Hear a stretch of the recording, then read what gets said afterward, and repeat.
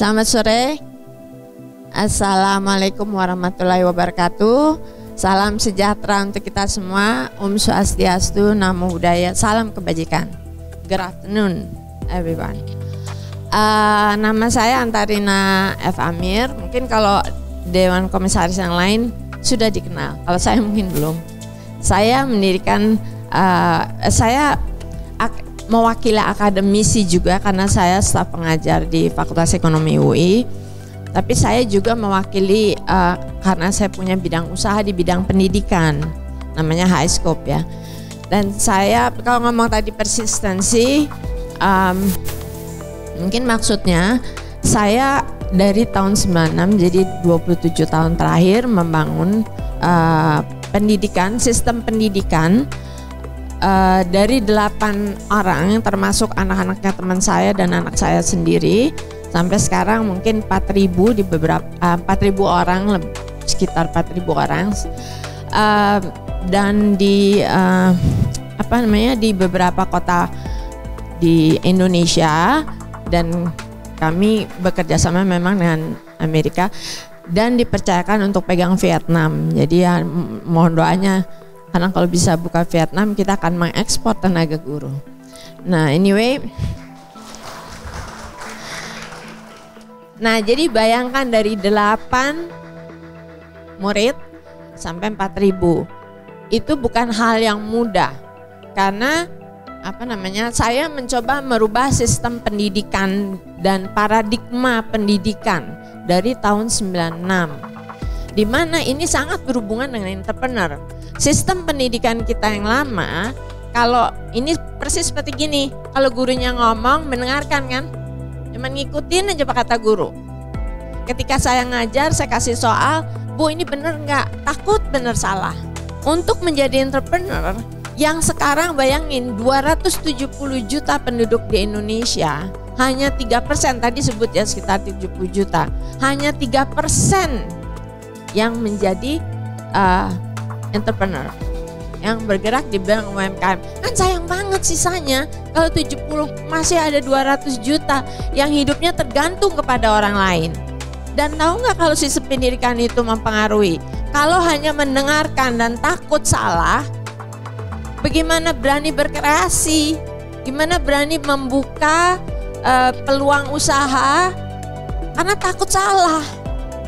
Nah ini adalah paradigma yang saya coba rubah, dari paradigma yang sifatnya adalah one way, directive seperti sekarang mendengarkan saya ini one way sebenarnya, dengan two way.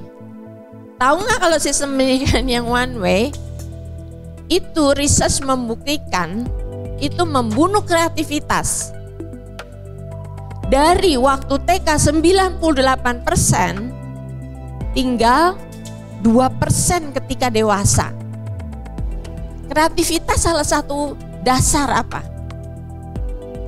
Dasar menjadi seorang entrepreneur, kita harus kreatif, harus nyari ide, bukan melihat ada orang lain membuka usaha kita ikut-ikutan. Gak bisa. Yang paling berhasil itu adalah ketika kita bisa berkreasi. Nah pada saat merubah paradigma ini, saya pernah sampai jam 2 malam harus berargumentasi dengan orang tua murid bahwa this is the right education system, karena kita memerlukan banyak entrepreneur in the future. Itu bagian dari persistensi. Persistensi adalah saya yakin bahwa ini apapun saya tidak akan menyerah walaupun ada tembok di depan saya. Saya persisten bahwa ini benar. Saya mengikuti keliling, lihat researchnya dan sebagainya bahwa ini benar. Tapi masih banyak orang nggak ngerti. Sampai detik ini pun masih banyak belum mengerti. Walaupun sekarang arah pemerintahan dengan kurikulum merdeka itu sudah mengarah lebih ke sini, tapi bayangkan mereka pun mengalami kesulitan. Kalau saya udah dari sejak lama dan sudah ada buktinya di lapangan kerja. Jadi pesan saya yuk ajak lebih banyak lagi. Saya mendukung sekali acara DSC ini karena ada bagian pendidikannya di situ, bukan sekedar memberikan hibah. Dengan DSC Entrepreneur Network, jaringannya itu sudah membuat kemampuan bersosialisasi dan saling sharing terjadi. Dan pada saat pelaksanaan acaranya juga ada yang disebut market challenge. Di situ dilihat bukan hanya paham terhadap bisnisnya, tapi bisnis itu adalah semacam vehicle-nya, semacam kendaraannya, topiknya. Tapi yang diasah harusnya apa? Jadi skillnya, kepiawaiannya itu diasah ya dengan topik, dengan usaha, dengan passion, purpose-nya apa, mau berusaha di mana, diasahlah skill itu.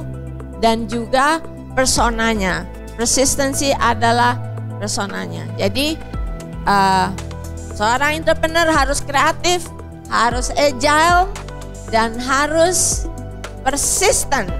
Harus tidak boleh menyerah, harus punya tekad dan daya tanggung. Saya udah dibilangin habis, terima kasih. Wassalamualaikum warahmatullahi wabarakatuh. Walaupun saya pengen ngomong. Kalau gitu nggak boleh turun, benar.